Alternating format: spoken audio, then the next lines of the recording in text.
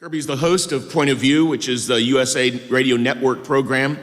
He's a regular guest on Primetime America with the Moody Broadcasting Network and Fire Away on American Family Radio. He produces a daily syndicated radio commentary and writes editorials that appear in such publications as the Dallas Morning News, the Miami Herald, the San Jose Mercury, and the Houston Post. Kerby is a dear friend. He serves as an adjunct professor for us here at Dallas Seminary.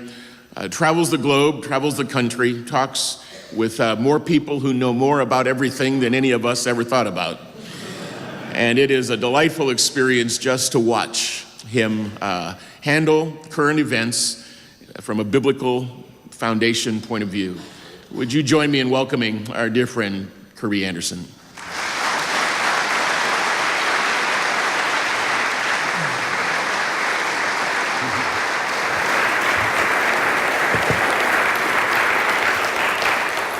Well, if some of you have not been at Friday Forum, one of the things we encourage you to do is ask questions. And as a talk show host, I'm used to questions, probably not as hostile as I'm going to get at 1 o'clock today when we talk about Wall Street and Fannie Mae and Freddie Mac and AIG and Lehman Brothers and things like that. But we do have 2 microphones there.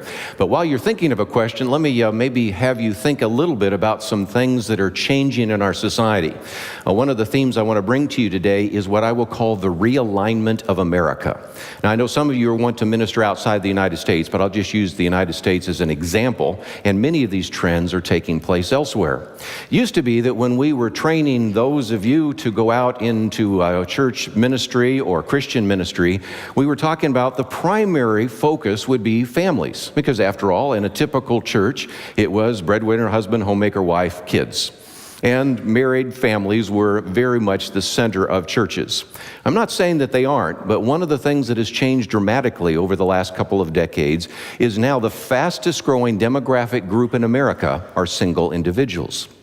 You can go to major metropolitan areas where as much as a third of the family units in that metropolitan area are singles. You can go to various zip codes in those metropolitan areas where the majority of individuals in those zip codes are single. And so that is a very different kind of ministry, would you not agree? Now, if you drill down a little bit further, you find something else, and that is of those people who are single, quite a number of them are living with someone else, which we call cohabitation. This is a phenomenon that is a relatively recent phenomenon. Back in 1960s and 1970s, only approximately 500,000 people were living together, were cohabiting, if you take Census Bureau statistics as your baseline. And we recognize that sometimes those social statistics are a little fuzzy, but if you do an apples-to-apples comparison, we went from 500,000 in 1960 and 1970. By the time we got to 1980, it was 1.5 million. Then it got to be 5 million, 8 million. Now there are 12 million cohabiting people in America. Now, does it have a significance? Well, it certainly does to me. One of the chapters in my book, Christian Ethics in Plain Language, is on the subject of cohabitation. And I wrote that and also did a week of radio programs because I was hearing more and more from pastors saying, you know, I have a lot of people that are actually in the church that are living together. And I'll share maybe some biblical verses, some passages, and of course there are quite a few, but many of them say, well, yeah, but are there any social statistics, anything else that say that this is bad? Well, yes, there are. But the bottom line is as you look at this, you can see that this is a very different kind of world than existed not so long ago. If you go down a little bit further, you realize that about 1.2 million of those individuals are same-sex people cohabiting together. And so that brings us into all sorts of issues. We have 2 states right now that have same-sex marriage licenses, which are being issued. We have other states that have the idea of domestic partnerships or civil unions. And so you can see that when we start talking about just the family, instantaneously we're seeing the realignment of America. Let's look at it a different way. Let's talk about the geographic realignment of America. I think most of you would be aware of the fact that we see population moving primarily from the north to the south and Midwest. And that is true, but what is even more significant is if you go back and look at the data, Michael Barone, who has certainly done a lot of work in this regard, has concluded that it has also begun to center on what he calls interior boom towns. To put it in perspective, there are more people that live in Dallas than live live in San Francisco. There are more people that live in Houston than live in Boston. There are more people that live in Charlotte than live in Milwaukee. And so you can begin to see there are some very significant changes geographically that are taking place in our society. But it's even more intriguing because a number of years ago, the United Van Lines did a study. You might say, why would they do that? Well, they're trying to figure out where people are going to rent vans, where people are moving from. And United Van Lines found something else very intriguing. And that is, we're finding that people are moving from high-tax states to low-tax states. People actually make choices based upon economics. If you look at the number one state right now where there is mass exodus, more people are leaving the state of Michigan than any other state. No surprise there because of some of the economic problems. But here's an interesting one. The number two on the list is North Dakota. Now you might think, okay, people are leaving North Dakota because of the cold weather. Well, that may be true until you look at South Dakota. And it actually turns out that almost in the top 10% of all the states, more people are moving to South Dakota than many other states.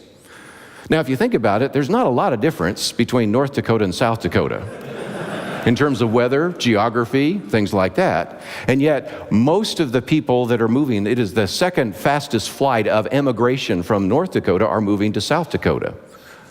What's the explanation? North Dakota has a high tax rate. Matter of fact, right now there's a ballot initiative to consider whether or not they want to cut taxes. South Dakota has no taxes at all.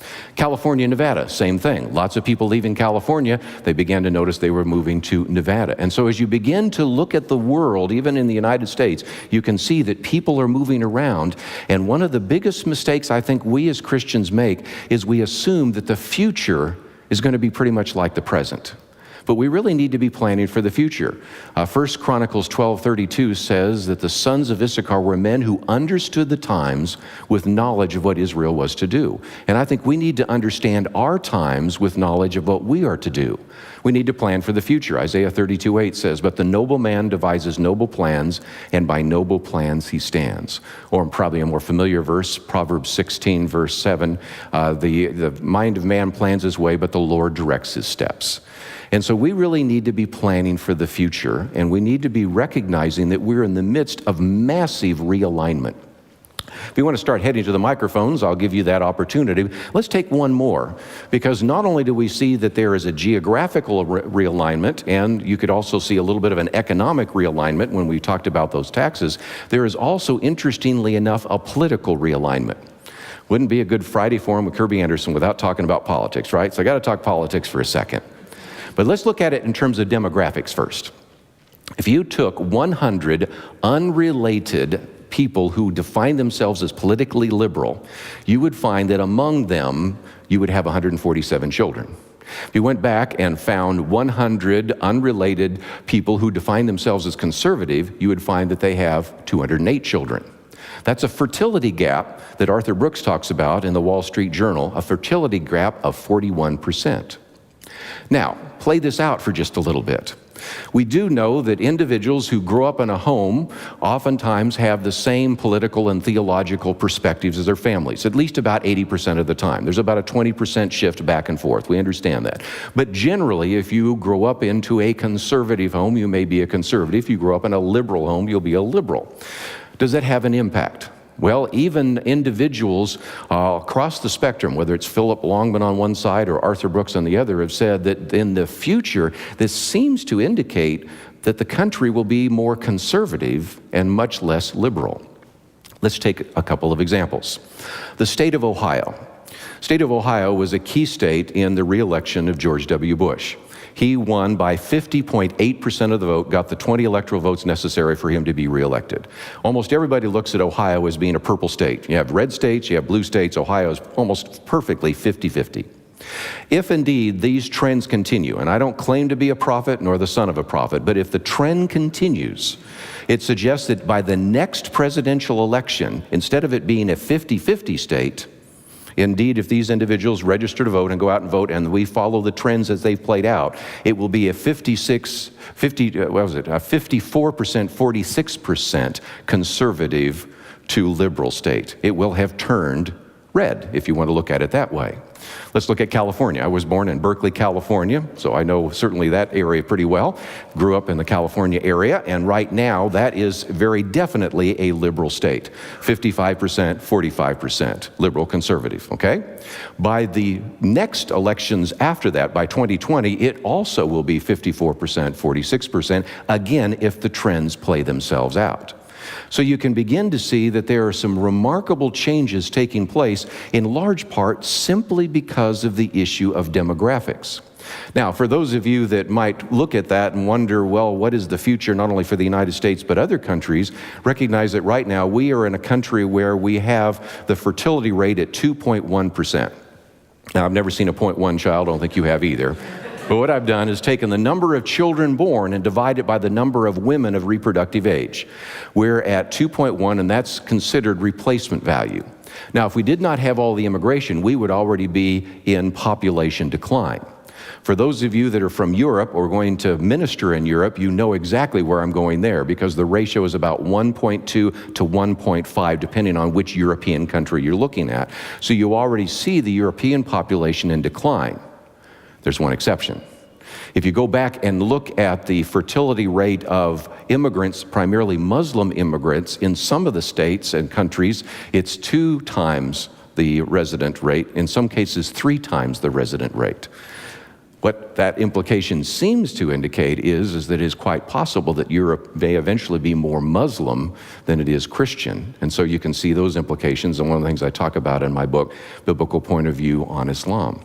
But let's have some of you go to the microphone here, because there are other facts and figures. But what I want us to begin to think about is, if you are preparing for ministry on the basis of statistics from the 1990s, or especially for some of us older people here that have been around for a while, and we still have in our mindset the world of the 1960s. It's a very different world, and the realignment of America has very profound implications. One obvious one is, if indeed we're going to have more Muslims in the world, then I think we should be training people in our ministries and our churches on how to interact with their Muslim friends, co-workers, neighbors, teach them how to defend the doctrine of the Trinity, and much more. As we talk about some of these very significant changes taking place politically, certainly that's going to have an impact. And I'll leave you with this last statistic, which was a surprise to everybody. The younger you are, the more likely you are to be pro-life. We're going to be talking today with an abortion survivor, a woman that actually was aborted but survived the abortion, Gina Jessen. And most people thought that after abortion was legalized in 1973 by the Supreme Court decision of Roe versus Wade, the next generation would take it for granted and would be much more pro-choice. Turns out they're not. They're pro-life. The younger you are, the more likely you are to be pro-life. Part of it is because they've seen the impact of abortion on their siblings or their potential siblings or other classmates, but most importantly, it goes back to demographics. If indeed you were to grow up in a pro-life home, there's more likely that you would not be aborted. But if you grew up, had the possibility of growing up in a pro-abortion home, pro-choice home, it's more likely that you would be aborted.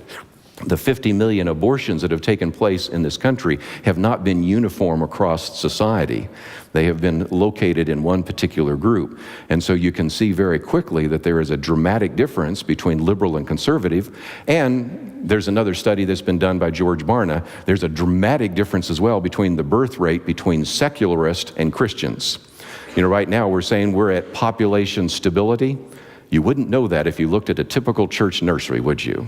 So Christians are reproducing themselves at a rate almost 2 to 3 times faster than secularists in our society. Let's take the first question over here. I'll comment on your first, or that last statistic you made, and then I've got a separate question.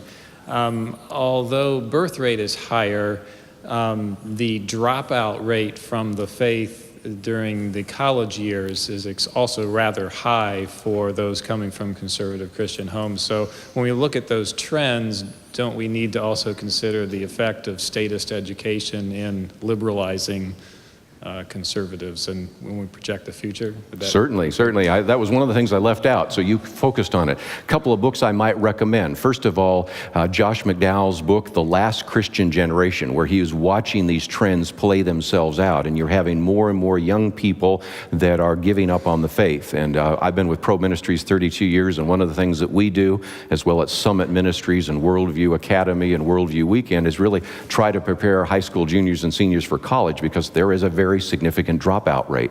Another book I might mention by Bill Hendricks, Exit Interviews, and there's a new book that just came out about the exit out of the churches. There's some really good books that are talking about that. And again, there's a good application point. It seems to me that if you're in a church, you need to have a youth ministry that recognizes that you're putting kids out into a war of ideas. And so sometimes youth ministry needs to look a little bit more like boot camp and a little less like fun and games. And I'm all for fun and games in youth ministry. I've had pies thrown in my face for years, and blown up balloons and all that kind of stuff. And I think that's important, but I think we also have to recognize that there is a very significant assault on the faith of young people. And so one of the obvious application points is to do what we can to bolster and to support that faith. And then my question is a pro-life strategy related question. You're probably aware, but I don't know if everybody else is here. A teenager in Colorado started the Colorado for Equal Rights movement, and they have submitted the petitions to put on the ballot to change the Colorado Constitution to define person or persons as including any human from the point of conception on. Texas is not a ballot initiative state, so we can't do that. But my question relates to how you might see this working as a strategy long term. Basically, it's like saying the Supreme Court is now letting states redefine marriage, so why can't we have states redefine what a person is to say it's from conception on? But there's going to be some places to tweak our understanding, like a tubal pregnancy, where the baby is going to die and take the mother as well. And every pro-life person that I know I can't say that. I know some very conservative Catholics that won't even allow abortion here, but basically most pro-life people allow for an abortion in that situation because both will die. How do you see the attack coming against this ballot initiative, and maybe how can we work our way through those tight spots so that we're really defending life, but we're not saying it in a way that's causing us a problem either? Sure. Let me give a quick answer. First of all, the initiative in Colorado might pass. I'm not so sure that it will, but the one in South Dakota almost certainly will. And in South Dakota, they had actually banned abortion, but they did not have exceptions. This particular ballot initiative this time will have exceptions for rape, incest, life of the mother. Whether we agree with the exceptions or not, that was the one thing that seemed to be the deal breaker, and it looks like it might actually pass. If that's the case, of course, it's going to be challenged to the court, and that becomes a justification to go back to the Supreme Court and challenge Roe versus Wade. Right now, the court doesn't look like it would want to consider that challenge, but this election might determine this. The next president is going to appoint probably 3 Supreme Court justices. Over the next 8 years, might appoint half of the 875 members of the federal judiciary. So if indeed that is the case, and you have one more pro-life leaning justice, it is possible that it could overturn Roe versus Wade. Now that, unlike the ads that are out there right now, would not ban abortion. It would simply return it back to the states. And thus you would have certain states, Colorado could be that, Texas could be that, and South Dakota could be those where there are very significant restrictions on abortion.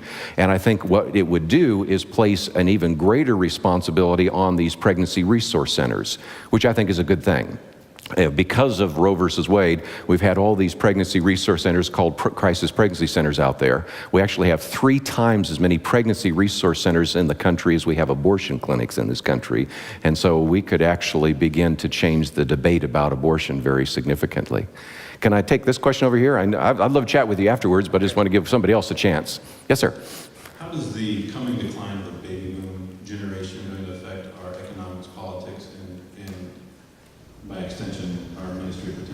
Yes, very good question, because you have this enormous group called the baby boom generation. Dr. Bailey mentioned my book, Signs of Warning, Signs of Hope. It was about the baby boomers and the impact that they will have.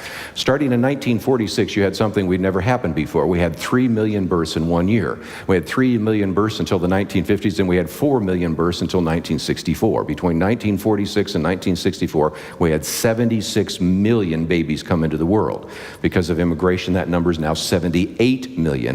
And it's an enormous movement of individuals. Sociologists trying to describe that said it's sort of like a pig in a python. You know, if a python were to eat a pig, causing no small distress to both pig and python, the bulge moves on. Well, the bulge is now moving to retirement. Today, as a matter of fact, that's one of the things we'll be talking about at Point of View at 1 o'clock, you know, Social Security, Medicare, Medicaid. Because when Social Security was created in 1935 by Franklin Delano Roosevelt, you had 40 workers for every one recipient. The average age was 63. You didn't receive benefits till 65. Hey, I can make that one work. But now we don't have 40 to 1. In the 50s, we had 10 to 1, then 5 to 1, now 3 to 1. We're getting close now to 2 to 1, and 8 out of every 10 Americans zooms past the age of 65. System's not going to work. You have the largest population in the history of Western civilization dependent upon its retirement benefits and entitlement benefits on one of the smallest populations coming after it. It's going to have profound impact. Seems to me an application point. First of all, challenge people in our congregation to trust in the Lord, not in their 401k, you know. We have money right now that says in God we trust, but frankly, a lot of Americans believe in gold we trust. You know, and so I think there's some opportunities to challenge people about security and about where their security is, talk about laying up treasures in heaven, not on earth. There are some structural and political changes that need to take place, but so far, politicians haven't shown the will to do so, and that could be to raise the retirement age or the time which you receive benefits, to do some other kinds of things, but so far we haven't been able to do that. So it, I think, is going to be one of the most significant challenges, and at a time when we have nearly $5 trillion in unfunded assets, liabilities, I should say, $5 trillion worth of unfunded liabilities in terms of all these entitlement programs. To this week, you decide to bail out AIG at the rate of $85 billion. So now you own AIG, technically, as a taxpayer. Just shows you the kinds of problems that this next generation, and we're going to be facing for some time. Over here. My question's based on assumptions. To the statistic that 80% of people continue to vote the way their parents did, conservative or whatever, and assuming that most evangelicals vote conservative, I was just wondering how long that statistic will continue if it seems like a lot of young evangelicals are remaining Protestant, but rethinking about the implications of that, and what they focus on is what's most important. Not necessarily as extreme as, say, emergent, but very along the lines of emerging. And I just wonder how long that statistic will perpetuate as far as politics is concerned. Very good question. George Barna's recent piece came out talking about this, because younger evangelicals still say, you know, abortion and definition of marriage and things like that are important, but they're adding to it questions about the environment, economic justice, stewardship, and things like that. So really the question is, are they adding to it or are they replacing it? And there is evidence to show that some are saying, we want to have a broader agenda. It isn't just pro-life, pro-family. It also includes stewardship of the environment and those kinds of issues. But there are also some that are saying, no, we think that maybe the social justice issues are more important. And really to see how that plays itself out in the future, I think is going to be significant. What I would say, back to my previous comment though, is that it's a mixed multitude, because the younger you are, the more likely you are to be pro-life. I think you can make that demonstration. Interestingly enough, the younger you are, the more likely you are to accept homosexuality as an alternative lifestyle. So you can see that it's a mixed kind of issue. One is the issue of life, the other is the issue of tolerance. And every year, Probe Ministries produces a DVD series. 2 years ago, we did a DVD series called Redeeming Da Vinci Code. Last year, we produced a DVD series called Redeeming Darwin on intelligent design. The one we're working on right now is called Redeeming Tolerance, because because we are convinced that the issue of tolerance, political correctness, and multiculturalism are really kind of the next issue to address. And how you filter out and how you think about that as a Christian, or in most cases people aren't thinking Christianly about these issues in terms of tolerance, will determine some of your political agenda as well. So very good point. Let's take this one. You addressed this a little bit with his question, but I was wondering, back to the issue of abortion, do you think it's important, because I know a lot of Christians are talking about reframing the question for abortion. We have every election, we'll hear again, every presidential election, look, they're gonna appoint Supreme Court justices and we have a chance to overturn the law. But there's not a lot of discussion about how abortions are much higher in places of economic distress, in the poor, right, in the oppressed. And so could it be that the focus of abortion needs to shift to the redistribution of wealth, to discussing how wealth is not distributed evenly, and that's why abortions tend to be higher in these groups, rather than focusing on making it illegal? Yeah, and I think that's one of the questions. I just had Dr. Alveda King on the other day. She is the niece of Dr. Martin Luther King Jr., and she points out a statistic which is pretty well known. Although African Americans make up only 13% of the population, they account for nearly 30% of all the abortions. Now, I'm not necessarily answering your question directly because I'm just looking at ethnic issues for a moment, but if you look at economic ones, that's the case as well. And the one place where we are weakest in terms of the pro-life movement is in some of those city centers. It is often much easier to find a pregnancy resource center in the suburbs, more difficult to find it in the cities. But there are some very outstanding exceptions even to that as well. So it seems to me that if we are serious about really wanting to reach out to individuals, we have to meet people at their point of need. A woman who is convinced that this crisis pregnancy is only going to be resolved by abortion needs to be met really by individuals in the church and outside the church. I think there's a place both for churches to do this as well as for parachurch ministries to do that, to reach out and to provide them with needs and opportunities, and really to begin to share with them that there is an alternative to abortion. And so I think that really is the future. And you're starting to see more and more people really addressing those issues, economic questions, questions about urban ministry and the like. And so I think maybe that's the future. And it's really a great opportunity if you say, I really want to meet people where they have very significant social, psychological, as well as spiritual needs. Consider the inner city. That is certainly one of the places where there is a tremendous need. And I think pregnancy resource centers and urban churches are a very important part of that. Yes? Good morning. I want to first and foremost thank you for your stewardship. But I wanted to ask you, based on what has been revealed to us prophetically in God's Word, what do you think the spiritual implications are to the various trends that we see playing out in the sectors in society? Well, in terms of the prophetic kind of things we speak to and those kinds of things, that's what you mean? Yes, sir. Okay, well, first of all, it seems to me that we sometimes will see certain trends going in directions which we would disagree with. Let's take an obvious example. We're seeing more and more of an acceptance, for example, on the issue of homosexuality. It seems to me that what oftentimes has happened in a lot of these churches is to say, well, that's where the trend is, I'll try to get out in front of it. And it seems to me, if anything, we should really stand up against that kind of trend.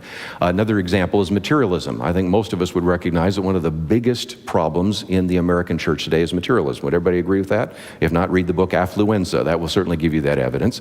So it seems to me that rather than preaching the prosperity gospel, and I have noticed that a little bit when I turn on television. Have you noticed that? Maybe instead we should be telling people to not lay up their treasures on earth, but lay them up in heaven. So when we see certain kinds of trends, I think oftentimes prophetically we shouldn't try to say, well, this is the way the culture is, so we'll make the church like the culture. Do you see the problem with that? I mean, that has been the mistake sometimes of seeker-oriented churches. And I understand the importance to reach a seeker, but there comes a point in time where you kind of raise the standard. Let's take one more. You ask about baby boomers. If there is one thing that we can identify with baby boomers, they are really low on commitment. You know, they are almost commitment avoidant, okay? So we have a society today where people just don't make commitments. So what do? Create a church where we say, hey, you don't have to be committed to this church? No, it seems to me that we need to talk about the cross. We need to talk about the cost of discipleship. We need to raise the standard. Do you see what I'm saying? So oftentimes, even as we see these trends, we don't necessarily have to roll back and say, well, that's the way it's going to happen. It seems to me that the church should be more counterculture. And I've given you 3 or 4 examples of where we could exercise a prophetic voice. I could give you some more, but since I have at least one more question, I'll let you ask a question, and then if I have time, I'll conclude with some other comments. Okay, thank you very much. Last night, I'm sure nobody else in this room saw, what's his name, Stewart on The Daily Show interviewing Tony Blair. Within 30 seconds, Tony Blair had basically staked out the case for an ecumenical global religion. He's about to launch a course called Faith and Globalism, but his perspective is very clear that the more devout or the more radical or the more fundamentalist that the faith is, the more that faith divides us. Faith is what causes wars. My question is twofold. On the simplest level, given that the world, leaders in the world, such as Tony Blair, Bill Clinton, etc., at this Renaissance conference, have framed the dialogue as those who believe the Bible are really the enemy. They are fundamentalists and putting us in the same camp as jihadists.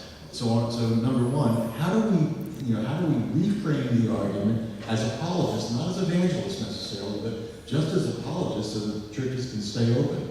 And the second question is, how do we deal with things in the world that seem to fit eschatological patterns, and we know that it's God's sovereign purpose that there will be a false prophet, an ecumenical church, all this stuff. Do we as Christians stand and scream against that, or do we sit passively and say, well, this is really part of the eschatological map, so Israel does need to fall, the church does need to become apostate.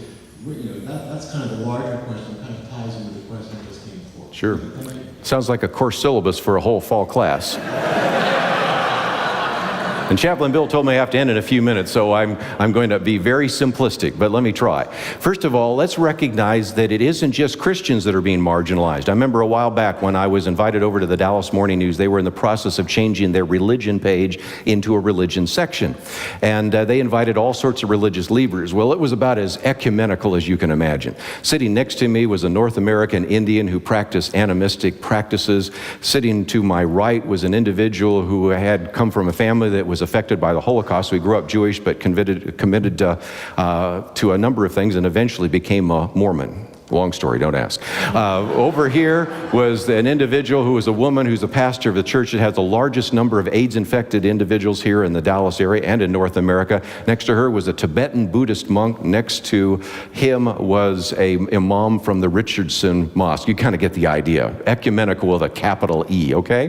One of the things I noticed very quickly in the discussions that we would have is anybody who believed that their religious view was true, exclusively true, they got marginalized because the assumption was everybody has their own faith tradition. The idea is that you have your religious belief and that must be true, and you have your religious belief and that must be true. You have your religious belief and that must be true. And what I found very quickly is the Mormon, the Muslim, the evangelical Christian, we got marginalized very quickly because the assumption was that all views were true. There's a problem with that. Those all can't be true because religious claims are contradicting each other. Various religions make different contradictory claims, right? And so it could be that all of those religious claims are false, but it cannot be true that they are all true, right? One of the basic things you learn in philosophy is what? The law of non-contradiction. If A is true, the opposite of A can't be true in the same way, at the same time. So you can't have them all be true.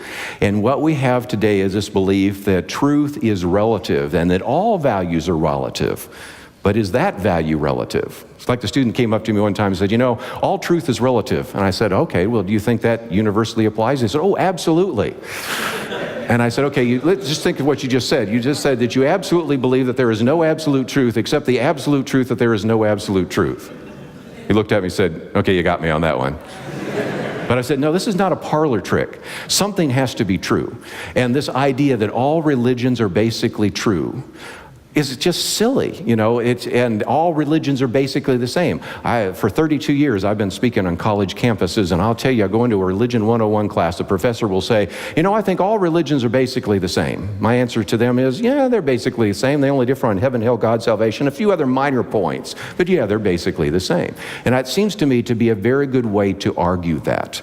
The various arguments that I'm hearing more and more by some of the apologists about how to really deal with postmodernism postmodernism, how to deal with multiculturalism, how to deal with moral relativism are very good resources that I think we would certainly point you to. And if you go to the Probe website, if I can put a commercial in at the end here, www.probe.org, if you want some of the facts and figures that came flying at you pretty quickly on the realignment of America, that is there.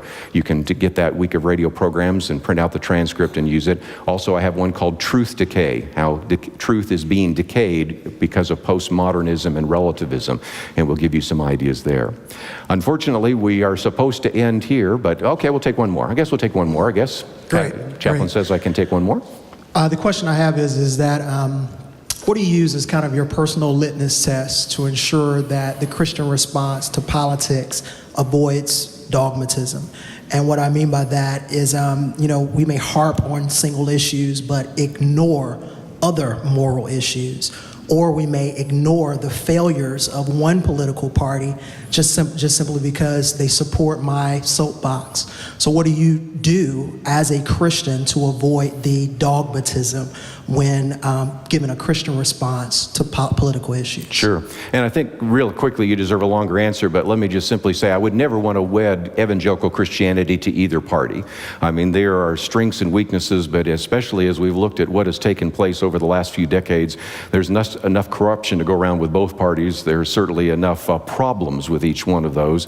And if you look at the economic crisis we're dealing with right now, I think we can lay blame at both political parties' stance. So one of the things I do is also look at some of the third parties as well, because sometimes they have the freedom, since they probably aren't going to get elected, to actually tell the truth. I mean, there's a lot of... For example, just to pick one example, I had Chuck Baldwin on the other day. He's running in the Constitution Party, and he's a pastor in Florida.